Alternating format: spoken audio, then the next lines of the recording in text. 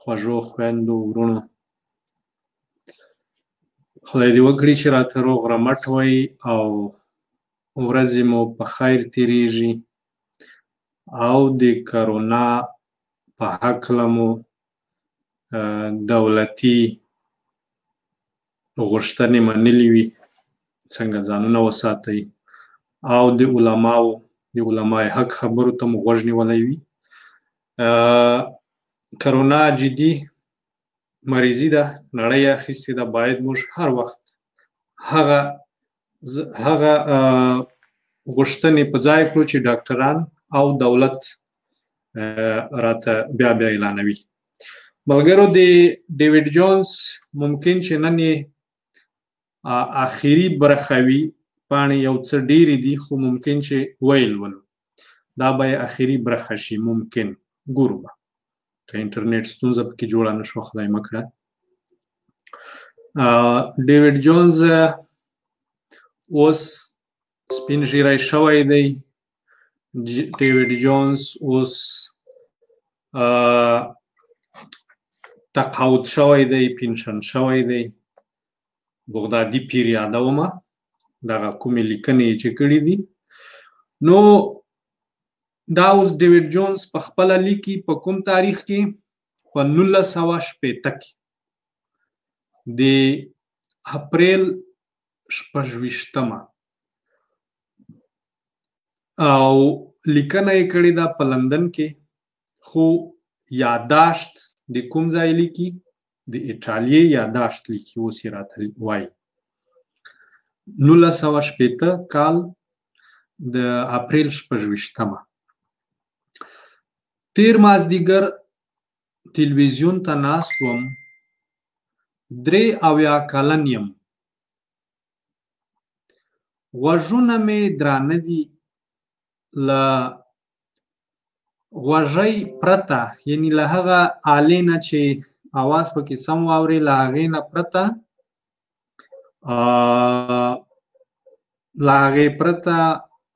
نشم اورېدی، یعنی اواز سم نشم صحیح کولی.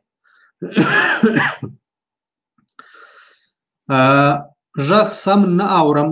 یو دم پر تلویزیون یو تور او سپین عکس راغی.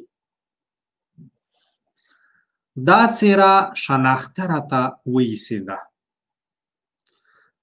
دغه په تلویزیون کې چې څه راښکاره شول، یو څېره وه، یو سړی و، داسې شناخته غوندې راته ښکاره شو. پر ذهن مې فشار راوست. د افغانستان پخوانی پاچا امان الله خان د ځوانۍ عکس و، انځور و. په بیړه ودرېدم، د تلویزیون غږ مې لوړ کړه. امان الله خان د سویس په یوه روغتون کې له وطن نه لیرې په بېکسۍ کې ساه ورکړې وه.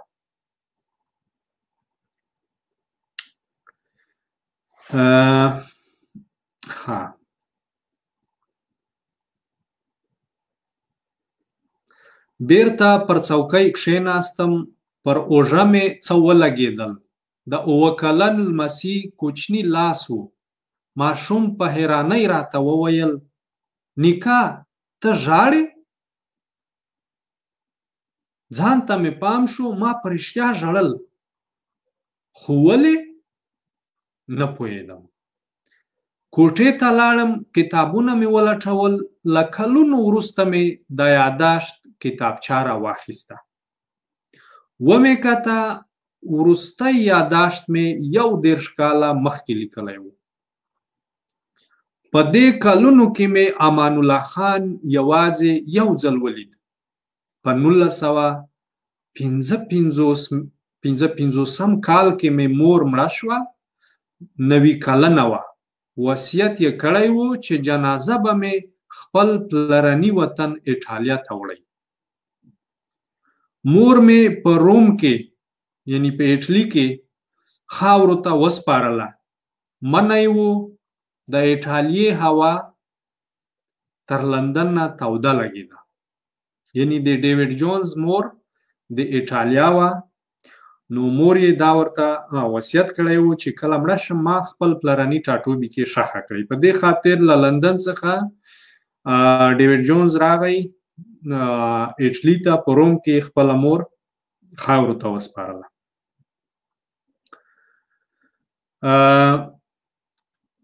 کوټې ته لاړم، کتابونه مې ولټول. له کلونو وروسته مې دا یاداشت کتابچه راواخیسته، ومې کته. وروستی یاداشت مې 21 کاله مخکې لیکلی و. په دې کلونو کې مې امان الله خان یوازې یو ځل ولید. په 1955 کال کې مې مور مړه وه، 90 کلنه وه. وصیت یې کړی و چې جنازه به مې خپل پلرني وطن ایټالیا ته وړی. مور مې په روم کې خاورو ته وسپارله. منی و، د ایټالیا هوا تر لندن نه توده لګېده. فکر مې وکړه توده هوا مې هډوکو ته شاوه. څو ورځې په ایټالیا کښې پاتې شوم. یوه ورځ مې امان الله خان په ذهن کې راوګرځېد. پوهېدم چې په روم کې اوسي، خو دقیق ادرس یې نه و رامعلوم. د افغانستان سفارت ته ورغلم، بانې یې کولې. نه پوهېږم چې ولې یې له پخواني پاچا سره زما لیدل نه خوښېدل. په سخته مې قانع کړل. ادرس یې راته ولیکه، یعنې ادرس یې راکړو. کاغذ ته مې وکتل. پخواني پاچا د ښار په تر ټولو غریبه برخه کښې اوسېده.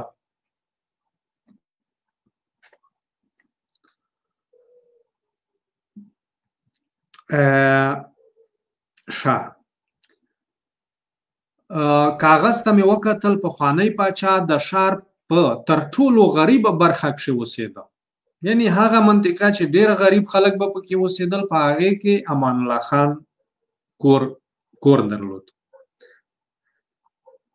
یو سهار مې ټیکسي ته لاس ورکړه. 20 دقیقې وروسته د یوه پارک پر غاړه کښته شوم. یوې ځوان نجلۍ ته مې کاغذ ونیو. شمال لور ته یې ګوته ونیوله. مجبور وم، باید په پارک کې تیر شوی وای. پر ژیړ چمن ژیړې پاڼې پرتې وې. څو ماشومانو فوټبال کاوه. زاړه کسان پر اوږدو څوکیو لمر ته ناست ول. مخکې لاړم. سرې او ژیړې پاڼې مې د بوټو تر تلیو لاندې کېدلې. یو ځای ودرېدم. بیرته مې شاته وکتل. یو څوک پر اوږده چوکۍ ناست و. اخبار یې وایه. نږدې ورغلم. دا غټې سترګې شناخته راته وایسېدې. مخامخ ورته کښېناستم. حساب مې وکړه 62 کاله، یعنې 62 کاله تیر شوي دي. نه وم غلط. امان الله خان به په 62 کلنۍ کې خامخا همداسې خبره داسې څېره درلوده. دا مخامخ سړی ورته ناست دی.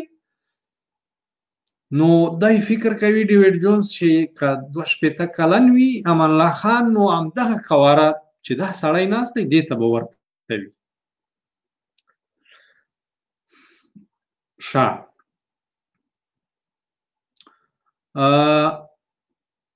نه وم غلط. په 62 کلنۍ کې خامخا همداسې څېره درلوده. ورنږدې شوم. پر سړي مې سیوری ورغی، یعنې سیوری مې ورباندې ورغلی.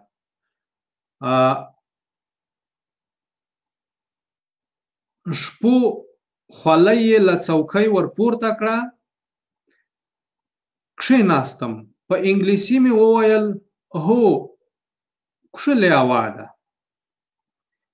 غټې کڅوړنې سترګې یې راواړولې. موسک شو، یعنې ویې خندل. لنډ ځواب یې راکړه ډېره خوندوره هوا ده. دوی اوس سره پې نه ژني، خو ډیویډ جونز ورباندې شکي شوی دی چې یاره دا سړی به امان الله خان وي. ور ومې کتل. د زاړه خو پاک بلاپوش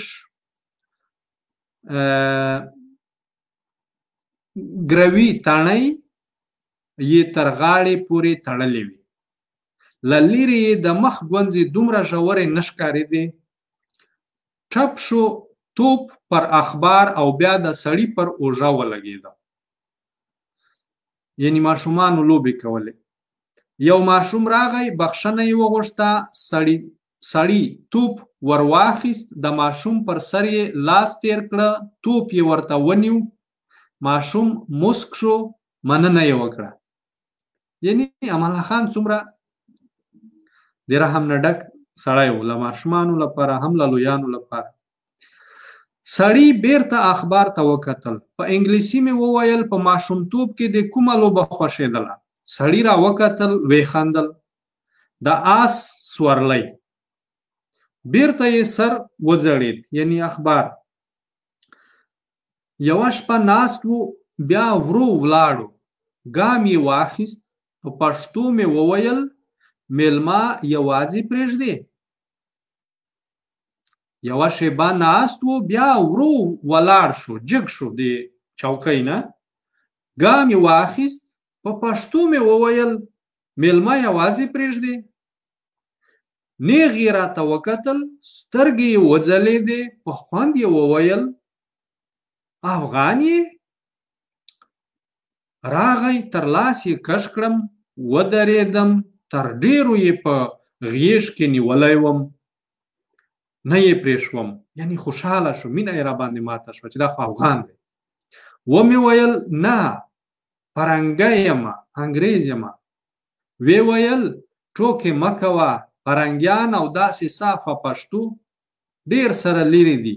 ومې ویل ډیوډ جونز یم، په 1919 کال کې ارګ ته درغلی وم، 3 کسه وو، د چانسلر لیک مو دروړ، په کابل کې مو د خپلو څو نمایندګانو پاتې کېدا غوښته. د سړي لاسونه مړه شول، تر څنګ مې کښېناست، سر یې څو ځله یوې بلې خواته وخوځاوه، یو دم یې وخندل. پیرنګیانو دلته هم نه یم درنه خلاص.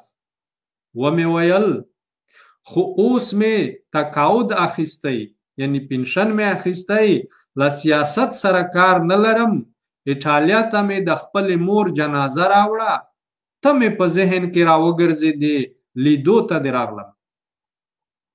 امان الله خان ودرېد، تر لاس یې ونیولم، په مسکا کې یې وویل راځه کور ته، خو بیا راځه کور ته،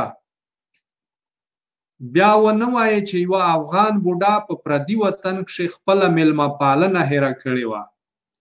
تر پارک ووتو، تنګه کوڅه راغله، امان الله خان په یوه زاړه کور کې اوسېده، پورته وختو، وړه کوټه وه، په زاړه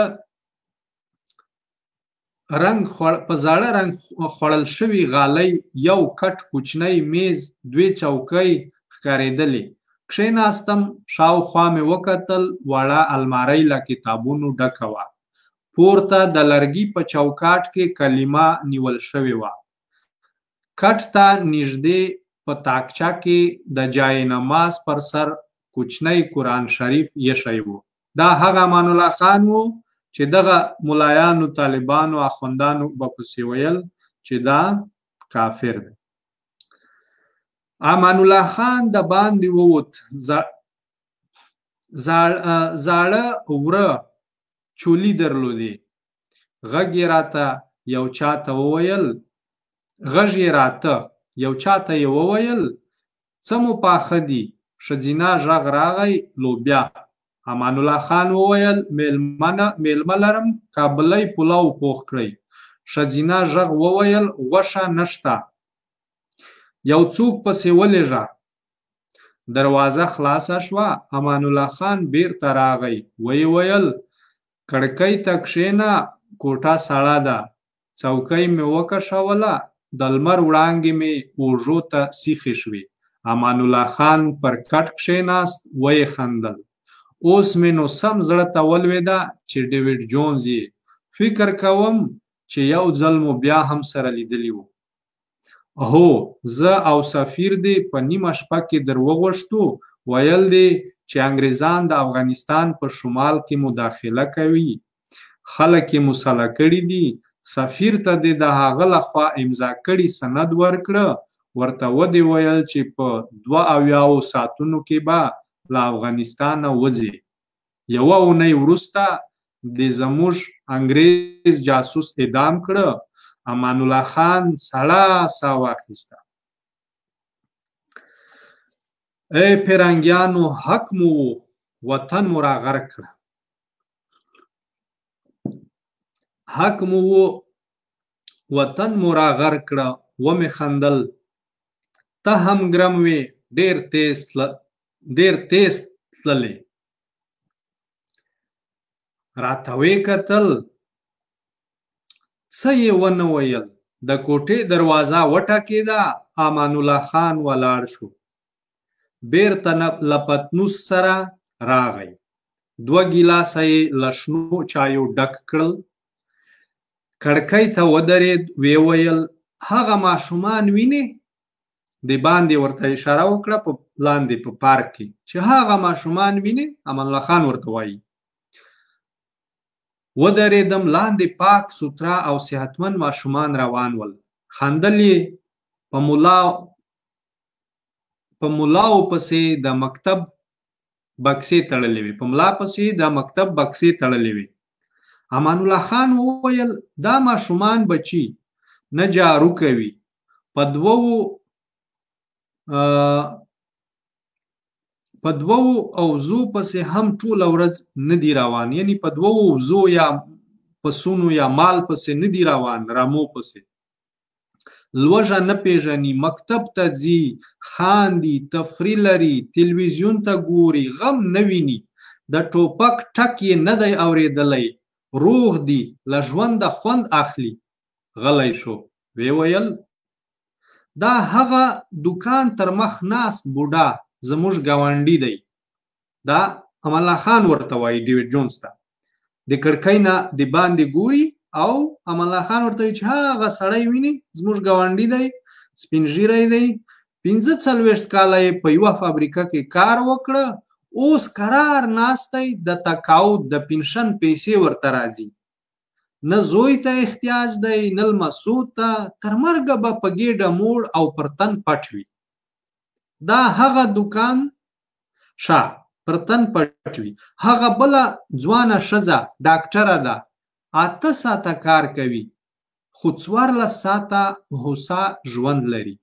کونډه ده خو دومره پیسې پیدا کولی شي چې د خپلو اولادونو درس، روغتیا، خوراک، تفریح ته ورسیږي. دا امان الله خان ورته وایي. دا د روم تر ټولو غریبه سیمه ده، خو کورونه یې 24 ساعته برق، برېښنا لري، ګاز او اوبه لري، کوڅې یې پخې دي، مکتب او روغتون نږدې دي. په دې ټوله غریبه سیمه کې به یو سوالګر هم ونه ویني. غلی شو، بیرته پر خپل ځای کښېناست، پیاله یې ور پورته کړه، ویې ویل سم وایې، زه تیز تلم ځکه وخت کم و، ما ویل چې په خپل ژوند کې یو پرمختللی افغانستان ووینم، داسې وطن چې اوسېدونکي یې د دې خلکو په څیر آرام ژوند ولري، لوږه ونه پیژني، تعلیم وکړي، د ځان او نورو په حقوقو پوه شي، ښه او بد ور معلوم وي، او په کورونو کې د مورچو د جوړولو پر ځای د کتابونو ځای جوړ کړي، نور یې په یوه او بل نوم غلط نه کړي. یعنی دا مې ارمان و. امان الله خان ورته وایي. ایټالویان لا 2مې نړیوالې جګړې راووتل، ټوله ایټالیا خاورې شوه، خو خلک یې پوه او تعلیم یافته ول. په 10 کلونو کې بیرته ایټالیا کړه. اوس موټرې او طیارې جوړوي، خو زما خلک بې سواده ول، ماغزه به مې ورسره وخوړل، په عادي خبره کې به یې قناعت نه کاوه. دا اوس د افغانستان د خلکو نه دی ګیله لري، ژړا لري. امان الله خان هغه خبرې کوي. غلی شو، یو دم یې ترخه وخندل. یو وخت څو سپین ږیري راغلل، دوی په کابل کې روان ریل لیدلی و، اورګاډی. غوسه یې نه کنټرولېده د هغو سپین ږیرو. ویل یې چې ښار ته دې د اوسپنې شامار راوستی دی، د اوسپنې مار دې راوستی دی، خوراک یې اور دی، شیطان یې چلوي. ورسره ووتم، په ریل کې مې کېنول، دوره مې ورکړه، پوه مې کړل چې ریل د مسافرو او تجارتي اجناسو د انتقال لپاره تر ټولو ارزانه او ګټوره لار ده.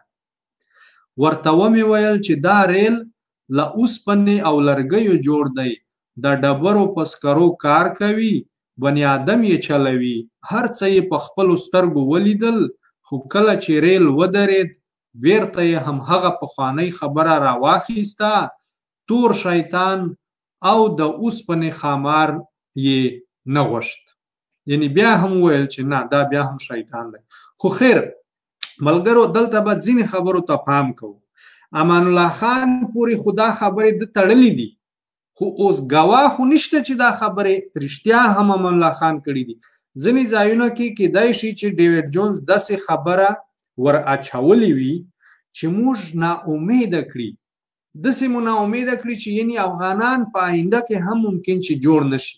نه، موږ به د داسې خبرو د داسې زهرجنو خبرو نه تاثیر نه اخلو. موږ باید یو امید ولرو، باور ولرو او خپل ځوانانو ته په تمه شو چې دا کولای شي چې یو قوي افغانستان جوړ کړي.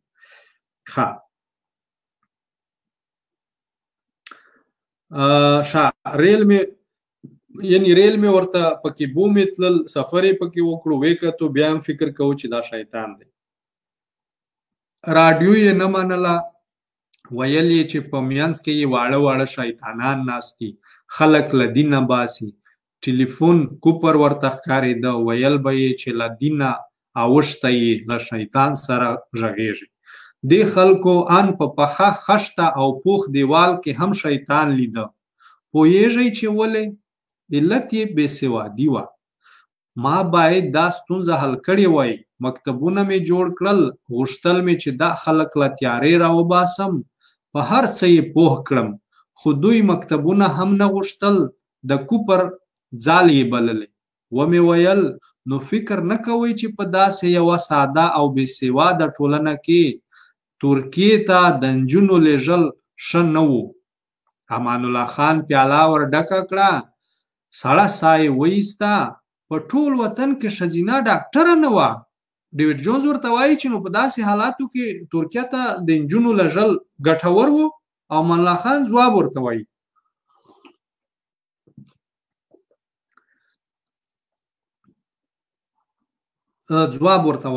په ټول وطن کې ښځینه ډاکټره نه وه. و ډیوډ جونزه، ښځې به په ډیرو عادي ناروغیو مړې کېدلې.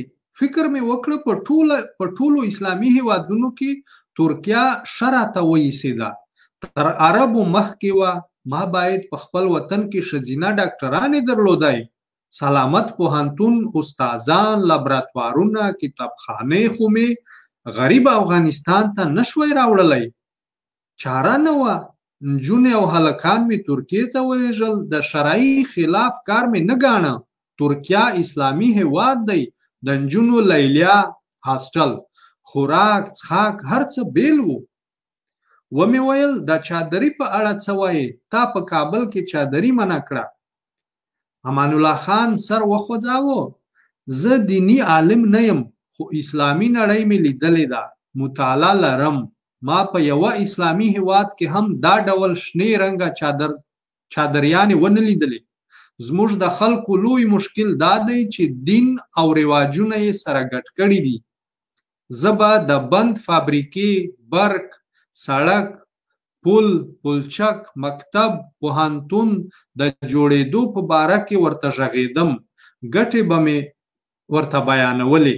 د دې شیانو په جوړولو کې به مې د خلکو همکاري غوښته، خو دوی به په هر څه کې ښځې راګډولې. پوخ سړک او په موټر کې هوسا تګ ته یې پام نه و. ویل به یې چې نه، بیا به له روان موټره زموږ کورونه او د کورونو په منځ کې زموږ ښځې ښکارېږي. د مکتب او پوهنتون په ګټو به مې خوله ستړې شوه، خو په آخر کې به یې راته وویل چې نجونې مو په کوپر او فاحشې ته مه باسه. د روغتون فایدې به مې ور یادې کړې. ویل به یې چې ته عیاشي غواړې، تور سرې به مو څنګه له کوره د باندې وځي. خوار ځواکه ماشومانو او ښځو ته مې د تقویې دواوې ور ولېږلې، خو خلکو اور ور واچاوه. ویل به یې چې پاچا د اسلامي امت ویل به چې پاچا د اسلامي امت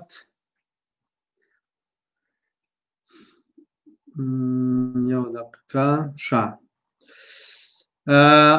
ویل به چې پاچا د اسلامي امت د ډېرېدو مخالف دی. دا دوا زموږ ښځې راوچوي، اولاد نشي پیدا کولی. ما به وطن د پرمختګ خبرې ورته کولې، خو دوی به خامخا بل پلچک دیوال پوخ لښتی د ښځو له نوم سره تاړه په دې کې خو زموږ ښځې راځي، خلک به یې مخ وویني، بې بند و باره به شي، یعنی بې پردې به شي. دوی هر څه ته بدبینه ول، هر پرمختګ یې خامخا د ښځو د مخونو له لوڅوالي او عیاشۍ سره تاړه. امان الله خان اوږدې خبرې وکړې، سترګې یې لندې وې، یعنی ژړلې. د ډیوډ جونز یادښتونه همدومره ول. سوزان خپل ټلیفون راواخیست، په انټرنیټ کې د امان الله خان نوم ولیکه، د لمسۍ د انټرنیټ کې نوم ولیکه چې کله یې دا کتاب ختم کړو. د نیکه کتاب یې ولوستو چې نیکه یې څومره زیاتی کړی دی د افغانستان سره، او دغه یې چې کله ولوست راپاڅېده دا جینۍ او انټرنیټ کې د امان الله خان نوم ولیکه. ګڼې انټرنیټي پاڼې راغلې، یوه یې خلاصه کړه، اروپا او ځینو اسیایي هیوادونو ته د غازي امان الله خان سفر پکښې راغلی و. په مصر کې د مصر پاچا شاه فواد، صدر اعظم او د کابینې غړي مخې ته راوتلي ول. په عکس کې د امان الله خان استقبال ته په زرګونو کسان د ګلانو له ګېډیو سره ولاړ ول. ګڼ لیکل شوي شعارونه ښکارېدل. امان الله خان یې په اسلامي نړۍ کې خپلواکي اخیستونکی اتل یاد کړی و. د مصر مشهورې ورځپاڼې الاهرام لیکلي ول: ای هغو کسانو چې استقلال غواړئ او له ازادۍ سره مینه لرئ، نو له امان الله خان نه یې زده کړئ. دوهم سفر یې ایټالیا ته و. په روم کې د ایټالیا پاچا، ملکه، د دربار غړي، صدر اعظم موسولیني مخې ته ورته راغلي ول.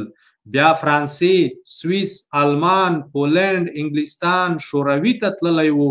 هلته یې هم تود هرکلی شوی و. پاچا د افغانستان د پرمختګ لپاره ګڼ قراردادونه امضا کړي ول. سوزان بله انټرنیټي پاڼه راوسته. په دې پاڼه کې د امان الله خان په اړه د نړۍ د سیاستوالو، پوهانو، لیکوالو خبرې را اخیستې وې.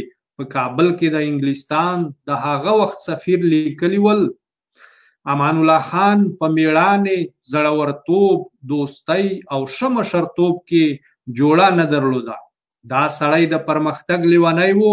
غوښتل یې چې خپل هیواد په لنډ وخت کې د نړۍ د پرمختللو هیوادونو په کتار کې ودروي. د هند لومړی وزیر جواهر لال نهرو لیکلي ول: امان الله خان فصیح، روانه او قناعت ورکوونکې ژبه درلوده. په خپل سفر کې یې ډېر اروپایي هیوادونه قانع کړل چې په افغانستان کې سرمایه گذاري وکړي، فابریکې جوړې کړي. دې سړي خپل هیواد نړۍ ته ور وپېژاند. د افغانستان حیثیت او اعتبار یې ډېر کړ. فرانسوي سفیر موریس فوشي لیکلي ول: ځوان پاچا په سیاست کې حیرانوونکې پوهه درلوده. ویره یې نه پېژندله. ما په لومړی ځل د جنرالۍ په دریشي کښې ولید. ښکلی ښکارېده، سترګې یې اغېزناکې وې. مقابل لوري یې تر تاثیر لاندې راوست. په خبرو کې به یې موسکا ګډه وه. په ډېرو سختو حالاتو کې هم نه عصبي کېده، نه غوسه کېده. دې سړي خپل هیواد په لنډ وخت کې نړۍ ته ور وپېژاند. د امریکایي لیکوال پولاده د امان الله خان د ملګرو له قوله لیکلي ول: د دارالامان ماڼۍ د یوې غونډۍ پر سر جوړېده. امان الله خان راغی، د ماڼۍ جوړېدو ته خوشحاله و. ویل یې چې د ماڼۍ کارونه باید له نږدې ووینو. خو موږ ورته وویل چې غونډۍ یخ وهلې. ځانونه مو وازمایل، پورته ختل ناممکنه ده. ښویېږو. خو پاچا وخندل، منډه یې واخیسته، په یوه د غونډۍ سر ته وخوت. له همهغه ځایه یې په خندا را غږ کړل: ډېره ډوډۍ مه خورئ، زما غوندې ورزش وکړئ. په افغانستان کې اور د کتاب لیکوالې میرمنې ریاټالي سټیوارټ لیکلي ول: د افغانستان پخوانی امیر مغروره او متکبره کسان ول. په سخته به یې چاته اجازه ورکوله چې ورسره وویني، خو امان الله خان بې کبره انسان و. له ګارډ او محافظ پرته به په ښار او کوڅو کې ګرځېده. له غریبو خلکو سره به یې ناستې درلودې، د هغوی مشکلات به یې لیکل. ډېر رښتونی او صادق انسان و. کله چې له کابله ووت نو په غزني او کندهار کې په زرګونو خلک ورباندې راټول شول. ټول د پاچا امر ته ماتله وو. ویل یې چې د سقاو پر زوی حمله وروړو، خو امان الله خان منع کړل. وی ویل چې زما پاچاهي د افغانانو په خپل منځي جګړې نه ارزي. یو بل لیکوال لیکلي ول: په ایټالیا کې د پاچا ژوند سخت و. په ناز او نعمت کې را لوی شوی دې سړي نجاري کوله. د هیڅ وخت د ایټالیې د حکومت مرستې ونه منلې. ویل به یې چې لاس او پښې لرم، خیرات ته ولې کښېنم. یو وخت یې لاس ډېر تنګ شو. د افغانستان پاچا نادر خان ته یې لیک ورولېږه. له هغه یې غوښتي ول چې په کابل کې زما یوه ټوټه ځمکه خرڅه او پیسې یې راولېږه، خو نادر خان دا کار ونه کړه. امان الله خان بیا د مرګ تر ساعته له هیچا هیڅ ونه غوښتل. افغان ډیپلومات ډاکټر شاهي بایی مستندي لیکلي ول: په ایټالیا کې د امان الله خان کور ته ورغلم. پاچا غریبانه ژوند درلود. ملکې سوریا د پاچا د کټ روجایي لرې کړه. یو بالښت یې راوایست. راته ویې ویل چې دا بالښت د افغانستان له خاورې ډک دی. پاچا دا خاوره هغه وخت ورسره راوړه چې له افغانستان نه راووت. پاچا پر همدې خاوره سر لګوي. وایي چې بوی یې ښه باندې لګیږي. کله چې ناروغه شي نو همدې خاورې ته پزه ورنږدې کړي، خپل سږی وپړسوي. وایي چې درملو ته ضرورت نشته. یعنی دا خاوره بوی کړي، بالښت یې جوړ کړی دی، په هغه باندې سر لګوي. که مریض هم شي نو دغه خاوره بوی کړي او وایي چې دا مې درمل دي. له وطن سره یې لیونۍ مینه وه. او ما ورته په غرب کې نن داسې محلونه جوړ کړي دي، دومره لوی محلونه، دوبۍ کې، اروپا کې، استرالیا کې. عادي کس، عادي افغان، عادي مجاهد اعلی مجاهدین صاحبان څومره محلونه یې جوړ دي. او ستا پاچا امان الله خان یو غریب کور درلود، بیخي غریبانه ژوند یې و. د ایټالیا په هغه غریب ترین منطقه کې ژوند کاوه.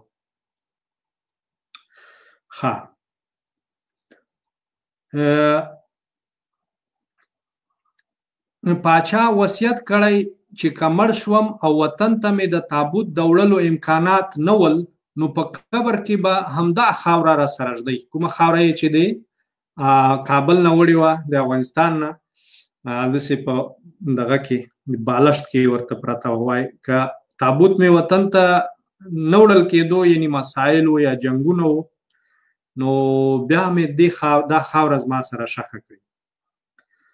دا یې وصیت کړی و. یوه بل اروپایي لیکوال لیکلي ول: دې خلکو افغانانو کبر وکړه، د عزت، ترقۍ او پرمختګ چانس یې په لغته وواهه. دوی یو داسې پوهه، مدبر، زړهسواند، زړور او پر وطن مین پاچا پسې واخیست چې په افغانستان کې به بیا تکرار نشي.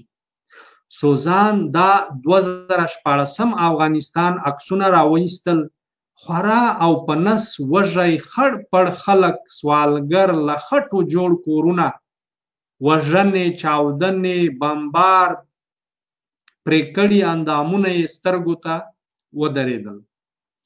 د سوزان سترګې ډکې شوې. دا د ډیوډ جونز مسۍ ده، ککړوسۍ ده. د سوزان سترګې ډکې شوې، ګامونه یې واخیستل، د ډیوډ جونز کتابچه یې د جیل اوبو ته واچوله، سیند ته یې ور واړوله.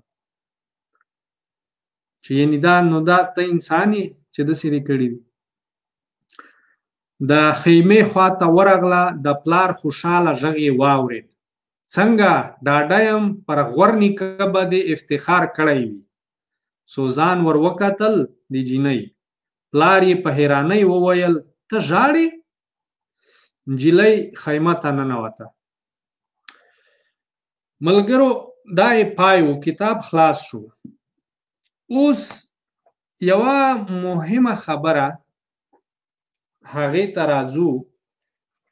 هغه دا ده چې ګورئ دغه اروپایان، دغه دیپلومات، سفیران او څه شی او غربیان دا لیکي چې افغانانو کبر وکړه، چې یو داسې پاچا یې وراټه، ورړې کړ، ویې شړلو. ملګرو داسې نه ده. د دغو خلکو منافقت زیات دی. اوس هغه وخت کې د ډیپلوماتانو داسې ورته نه دی ویلي چې ته زیاتی کوي، یعنی پلان د غلط دی انګلیسه. نه، هغه وخت کې څوک ورته څه نه وایي. اوس وایي چې افغانان غلط دي، ولسونه غلط دي چې دا کار یې کړی و. سمه ده، ولسونه غلط دي، خو ته خپله غلطي ولې نه یادوي په دغه کې، دا چې ته ور باندې یاداشتونه ورکوي. نن هم ګوره د مجاهدینو جنګو، مجاهدین نن چې په غرب کې په پوهنتونونو کې په دې باندې ډیبیټس کېږي، لیکچرې ورکول کېږي، دا څېړل کېږي. څنګه څېړل کېږي؟ داسې نه وایي چې CIA غلطه وه، داسې نه وایي چې امریکا غلطه وه، داسې نه وایي چې انګلیس غلط و هغه وختونو کې، اول جنګ جهاني کې، دوام کې، دریم کې. پوهنتونونو کې داسې نه وایي، داسې وایي چې افغانان غلط وو. نن حقایقو ته دوی لاس نه وروړي. یعنی تاسو، موږ او تاسو باید دا خبره په ذهن کې وساتو چې نن که ته هر څومره د پردیو کړیو سره 100% ته د هغوی بوټونه او شیان غواړي چې پاک کړي، نه وروره، تا سبا په څه نوم یادوي؟ ستا دا ټول خدمتونه چې د جاسوسۍ په شکل کې د کړي دي دا د نه یادېږي، او دوی خپلې تېروتنې نه یادوي. دوی څنګه CIA څنګه کامیابه شوه، یا هغه وخت کې د برټانیې خفیه ادارې څنګه کامیابې شوې، دا تېروتنې یا انساني ظلم نه حسابوي. نن هم ستا نه معافي نه ده غوښتې چې ما په هغه وخت کې زیاتی کړی دی. یو رسمي بخښنه نن هم انګلستان یا امریکې نه ده غوښتې. نو ما او تا به خپل ذهنونه سمو، خپل ګریوان کې به سترګې اچوو. ولې زه د پیر په جادو کې راځم؟ ولې زه د ملا په جادو کې راځم؟ ولې زه د طالب په جادو کې راځم؟ زما باید خپلې آینه کې وي، د ملي ګټې آینه کې ولرم. زه د طالب کشله نن د ملي ګټې په آینکو کې باید وګورم. د طالب غوښتنې زما د ملي ګټو سره اختلاف کې دي، په ضد ټکر کې دي که نه؟ که په ټکر کې وي طالبه ته مې نه یې پکار. د بل ډلې ټپلې غوښتنې باید په ملي آینکو کې زه وګورم، د ملي ګټو په آینکو کې. ګټورې دي، منم د پلانۍ ډلې، پلانۍ ګونده، پلانۍ ټپلې، ډېر ښه، خدای مو راول. که د ملي ګټې سره په ضد کې زما د پلار ګټې وي، زما د ورور وي، د مولا وي، د طالب وي، هغه باید موږ ځوانان ورټو. دغه شی هر شي ته باید د ملي ګټې نېشنل انټرست عینکې په سترګې کړو، د ځانځانۍ عینکې لرې کړو. بیا امکان لري ګوندونه دي، پلانۍ خیل دی، ډینګی دی، پلانۍ قبیله ده، کندهار دی، جلال آباد دی، وزیرستان دی، سوات دی، کاکړ دی، اچکزی دی، یوسفزی دی. نه، یا پلانۍ کمپرست ګوند دی، پلانۍ دی، ډینګی دی. نه، وطن پرستی، ملي ګټې هغوی ته چې ژمن نشو نو زه څنګه وکولی شم؟ ملا وایي چې په پیغمبر به بحث نه کوي، ملا وایي چې په صحابي په کردار به بحث نه کوي، قام پرست وایي چې زما په قام پرستۍ مشرانو به بحث نه کوي. یعنی په قام پرست مشر باندې بحث زهر قاتل دی، ناروا دی.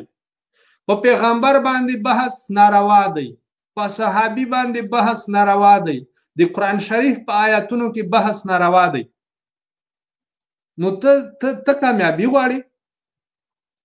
ته له ځوانانو نه ملي شعور غواړې؟ ته غواړې چې وطن وژغورې له اشغال نه؟ نه.